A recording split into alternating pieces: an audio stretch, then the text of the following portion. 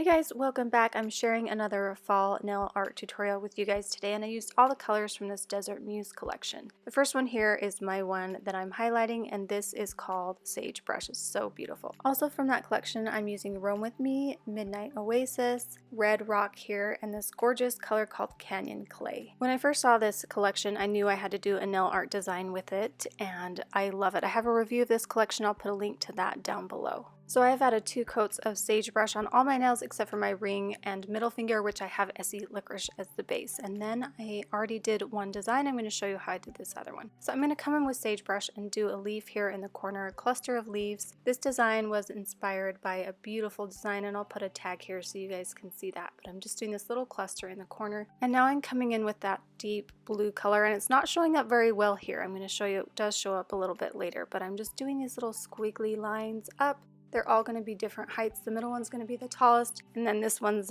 just a little bit shorter, and then this one in the middle is the shortest. Now I'm going to do these red leaves that are a little bit bigger here. I probably got too much polish on that leaf there. You don't want to get too much. Now I'm going to come in with Canyon Clay and do these little tiny flowers here at the base. I'm just going to add a few of those, and I'm using my Winstonia brush. I have links to all the products I'm using down below. With that same brush, I'm going to clean it with the acetone and come in and do this little flower that's pointing down. And I did these opposite on the fingers because I didn't want the pattern to look repetitive, so I flipped it on the other finger, and then I'm going to do a smaller one here, and then I'm going to come in with my green and just do a little stem for each one of those.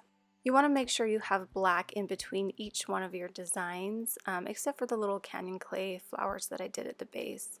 I'm just adding a few more leaves to fill in some spots that I think need a little bit more, and then I'm going to come in and do this finer detail. I'm using the blue to come back on the gray and do a little, I don't know, stem in the middle, and then I'm going to come with my light color and do these dotted lines on my blue squigglies. And you can use any colors you want. If you like colors that are going to stand out a little bit more, you can use those, but I really like more subtle colors. And now I'm coming in with my fast dry top coat. I'm using Glisten and Glow. It's my favorite top coat, and I just felt like it needed to be matte. I really did feel like this needed to be matte, and I didn't record this portion. I just think sometimes with matte your designs stand out a little bit more, and whereas this one is more subtle, that really just made a big difference, and you can see that here. For longer wear, I like to add a shiny top coat first and then the matte coat on top.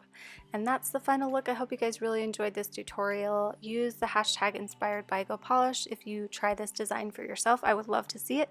Thanks for joining me, and we'll see you next time. Thanks.